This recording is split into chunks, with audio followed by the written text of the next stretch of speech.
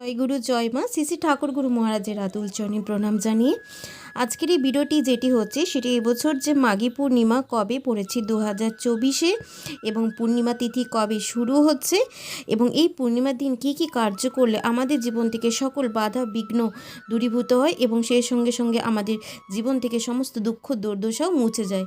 তো সেই নিয়মগুলি কি কি, তো আজকের এই ভিডিওতে আমরা জানতে থাকবো। হিন্দু ধর্ম মতে মাঘ মাসের পূর্ণিমাকে মাঘী পূর্ণিমা বলা হয়ে থাকে। এই দিনে নাকি ভগবান শ্রী বিষ্ণু এবং মাতা লক্ষ্মী দেবীর পুজো করার শাস্ত্রে বিধান রয়েছে। তো আবার এই একই দিনে যদি পবিত্র নদীতে স্নান করা যায় তাহলে বিশেষ ভগবানের আশীর্বাদ প্রাপ্তি লাভ করা যায়। তো এই মাঘী পূর্ণিমার দিন দেবদেবীরা নাকি গঙ্গায় স্নান করতে স্বর্গ থেকে মর্তে নেমে আসেন। তো হিন্দু সনাতন ধর্মে প্রতিটি তিথির আলাদা আলাদা বিশেষ গুরুত্ব এবং তাৎপর্য রয়েছে। ঠিক তেমনি হিন্দু ধর্মেও পূর্ণিমা তিথির বিশেষ গুরুত্ব রয়েছে। হিন্দু ধর্ম মতে মাঘ মাসের পূর্ণিমাকে মাঘী পূর্ণিমা বলা হয়ে থাকে। এই দিনে নাকি ভগবান শ্রী বিষ্ণু এবং মা লক্ষ্মী দেবীর পুজো করার বিধান রয়েছে। এই একই সঙ্গে পূর্ণিমা তিথিতে পবিত্র নদীতে স্নানেরও বিশেষ গুরুত্ব দেওয়া হয়েছে। কথিত আছে যে অর্থাৎ মাঘী পূর্ণিমার দিন দেবদেবীরা গঙ্গায় স্নান করতে স্বর্গ থেকে মর্তে নেমে আসেন। তাই এই বিশেষ তিথিতে কোনো ভক্ত যদি গঙ্গায় স্নান করেন তাহলে তিনি দেবদেবীর আশীর্বাদ পান খুব সহজেই। তা এবছর মাঘী পূর্ণিমা কখন পালিত হবে, এই দিনে স্নান করার পর কি কি কাজ করলে ভগবান শ্রী বিষ্ণুদেব এবং মা লক্ষ্মীকে সন্তুষ্ট করা যায় তা আমরা জানতে থাকবো এই ভিডিওতে। তো ভিডিওটি শুরু করার আগে আপনাদের কাছে সকলের কাছে ছোট্ট অনুরোধ, ভিডিওটি যদি ভালো লেগে থাকে ভিডিওটিতে আপনারা ছোট্ট লাইক করে চ্যানেলে নতুন হয়ে থাকলে চ্যানেলটি অবশ্যই সাবস্ক্রাইব করবেন। তো এবছর মাঘী পূর্ণিমা পড়েছে 23শে ফেব্রুয়ারি।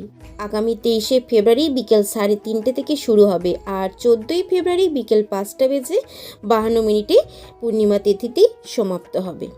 তো উদয় তিথি অনুসারে মাঘী পূর্ণিমার উপবাস পালিত হবে এই বছরের 24শে ফেব্রুয়ারি। এদিনে সূর্যোদয়ের আগে গঙ্গা স্নান করা যেমন গুরুত্বপূর্ণ তেমনি এদিনে শুভ ফল পেতে বেশ কিছু নিয়মবিধি মেনে চলা উচিত।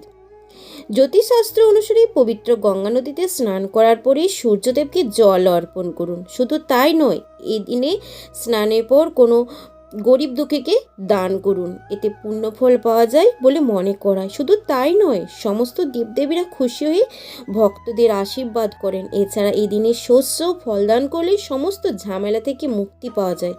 এছাড়া পাপ ঘুচে গিয়ে এবং সমস্ত পাপ বিনষ্ট হয়ে যায়।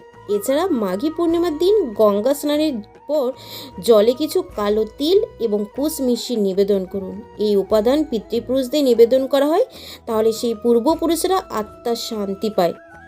পূর্বপুরুষরা খুশি হন এবং বংশবৃদ্ধির জন্য বংশ পরম্পরায় আশীর্বাদ করেন।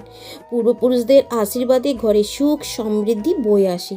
সেই সঙ্গে কাজের ক্ষেত্রে বিভিন্ন বাধাও বিঘ্ন দূর হয়ে যায়। এই সঙ্গে আপনারা যদি কিছু গরিব দুঃখীকে দান করতে থাকেন এবং ব্রাহ্মণকে কিছু দান করেন এবং তাদেরকে যদি আপনারা বাড়িতে কিছু অন্ন সেবা করান, একই রকম ফুল অর্থাৎ ফল প্রাপ্তি আপনারা লাভ করে থাকবেন।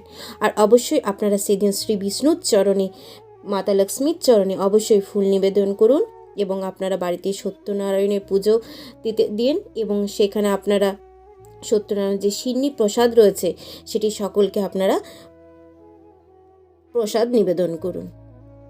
তো এ ছিল মাঘী পূর্ণিমার তিথির বিশেষ কার্যাবলী।